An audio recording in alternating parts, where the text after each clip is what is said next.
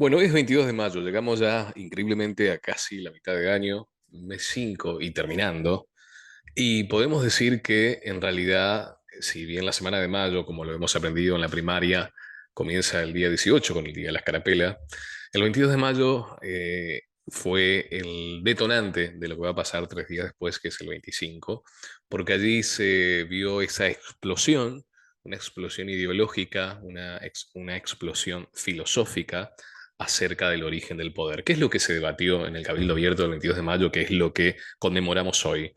Bueno, justamente, como nos habíamos enterado hace poco, en esa época, que la Junta Central de Sevilla, ese órgano que se había creado por parte de los españoles que no aceptaban el gobierno de José Bonaparte, el hermano de Napoleón, que se había autoproclamado, o Napoleón lo había bendecido como rey de España, cuando cayó esa Junta Central de Sevilla, y por supuesto no estando el rey Fernando VII en la corona, entonces tuvimos la oportunidad de replantearnos qué autoridad tenía el virrey en ese momento, Cisneros, aquí en el Virreinato del Río de la Plata. Claro, si el rey no está y la Junta Central de Sevilla, que se atribuía la representación de ese rey ausente en ejercicio, entonces tenemos que consultar al pueblo cómo seguir. Y esto responde claramente a la ideología del origen del poder, de que el poder nace en el pueblo, o al menos la de Francisco Suárez, de que de Dios va al pueblo y después recién a un gobernante.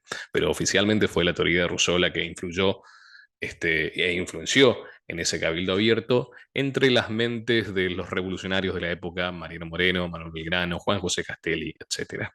Entonces, ¿qué es lo que se debatió el 22 de mayo de 1810 en el cabildo abierto? ¿Qué hacer con un virrey que ya no tiene la autoridad del rey, pues el rey no está?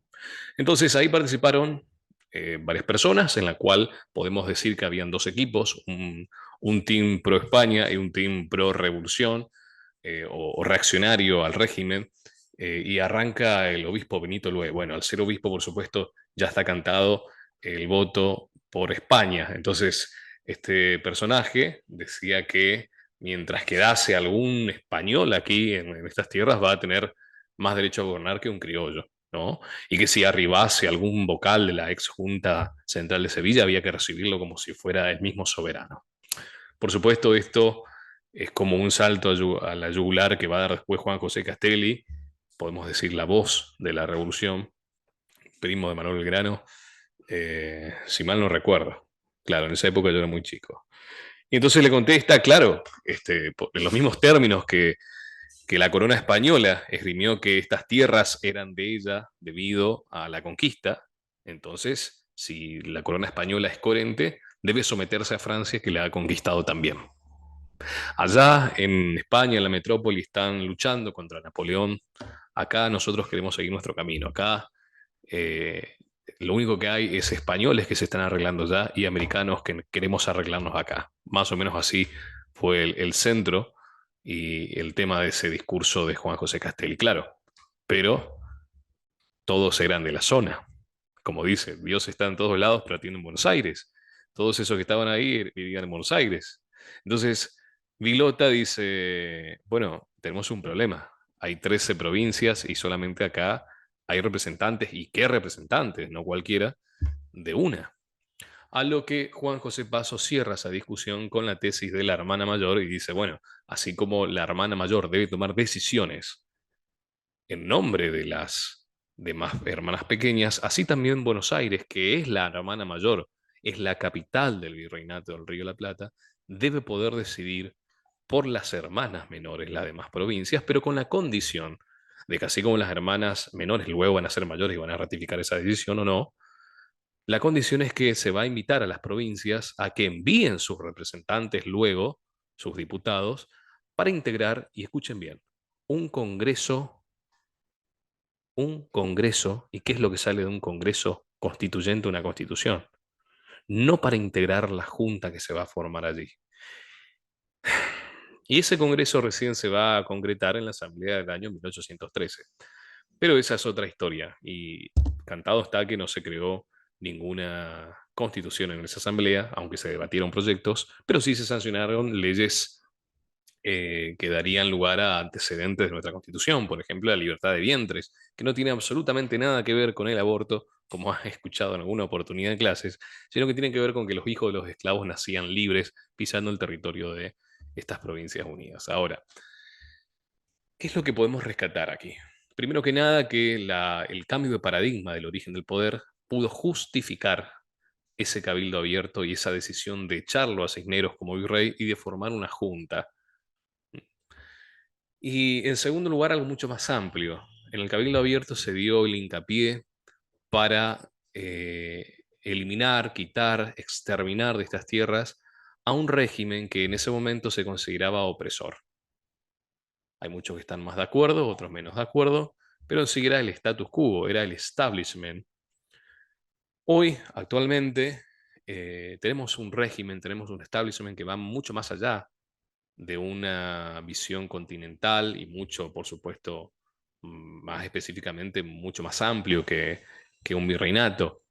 En ese momento, revolucionarios americanos esparcidos por todo el mundo, el viejo y el nuevo continente, van a enterarse de este proceso de emancipación y van a querer ser parte. Y es como que todos los cabos se unían. Entonces San Martín se entera estando en España, se da de baja del ejército español, pasa primero por Londres, se cartea y conoce a Miranda, que era un revolucionario de las tierras donde hoy es Venezuela, y así se van juntando las mentes, los revolucionarios, el espíritu libre, la misión de justicia y se van uniendo y se van conociendo. Y en esa época no había internet, no había WhatsApp, no había redes sociales, no había inteligencia artificial, había caballos y barcos, había carretas, había cartas. Y aún así lograron esos revolucionarios unirse.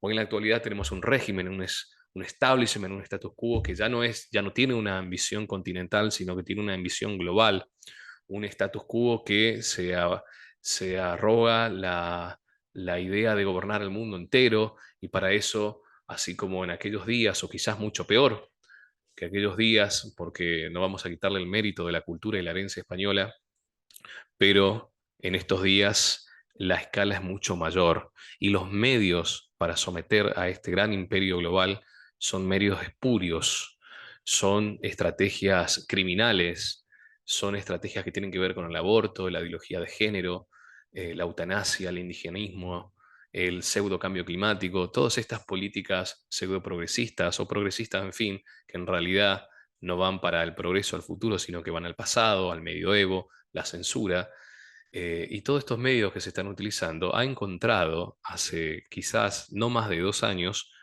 la unión espontánea de los revolucionarios de hoy en día. Así como en aquel 1810 y ya desde años anteriores, por supuesto, se han empezado a unir los revolucionarios de cada rincón del mundo y querer ser parte de esa causa, sin la tecnología que hay ahora, así también ahora vemos a muchos personajes, algunos más famosos que otros, algunos políticos con peso geopolítico, otros económicos, otros culturales, simple influencer, etcétera, que están haciendo desde su lugar la revolución cultural. La revolución cultural que tiene que ver, así como en ese momento fue librarnos del yugo de la colonización y de la colonia de un imperio ya que había sido o estado en decadencia.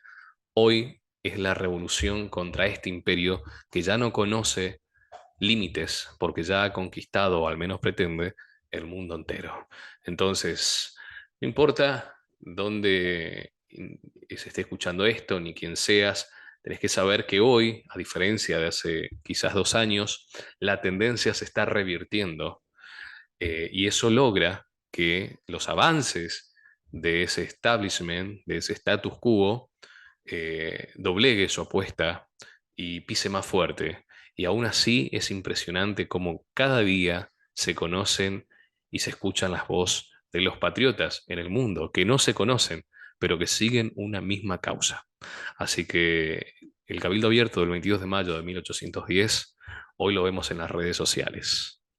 Está en vos compartir este podcast.